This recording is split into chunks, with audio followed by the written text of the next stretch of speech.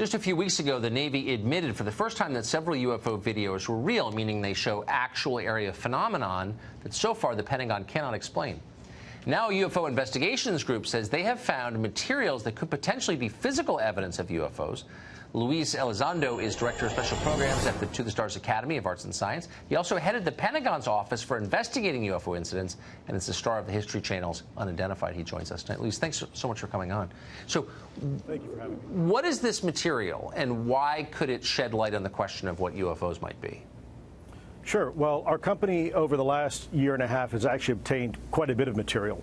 And let me first preface by saying some of that material, its provenance is frankly hearsay, while the provenance of some of this material has been substantiated. And ultimately, we're in the process of analyzing this material at 3 different levels. We're looking at its physical properties, its chemical, or if you will, molecular properties, and then ultimately its atomic properties. And it's really at that point we'll be able to make some sort of definitive conclusion, keeping in mind that we still have to follow the scientific process and methods, and at the same time have peer review. So it's not just as simple as coming out and saying, hey, look what we found. There's a lot of work that still needs to be done. I bet that's right, and of course you'll be challenged, as you ought to be challenged, I think. But quickly sum it up for us. Why do you think this material might be connected to UFOs?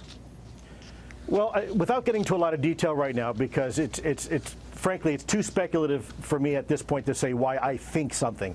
At the end of the day, it's going to be what the analysis tells us. And if you have, for example, interesting isotopic ratios that are not normally found, let's say, on this planet, then you have to scratch your head and either A, it's been engineered that way, or B, it came from somewhere else. And ultimately, that's what we're trying to find out.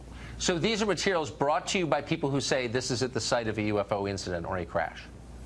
In some cases, yes. Again, unfortunately, I can't elaborate too much with some of these individuals. We do have non-disclosure agreements, but it's from various sources, both private and governmental. It goes without saying, I hope that you'll come back as you get to the bottom of this. We remain skeptical but open-minded on this and all things. Luis, great to see you today. Thank you so much. Me. Of course. Absolutely. Thank you.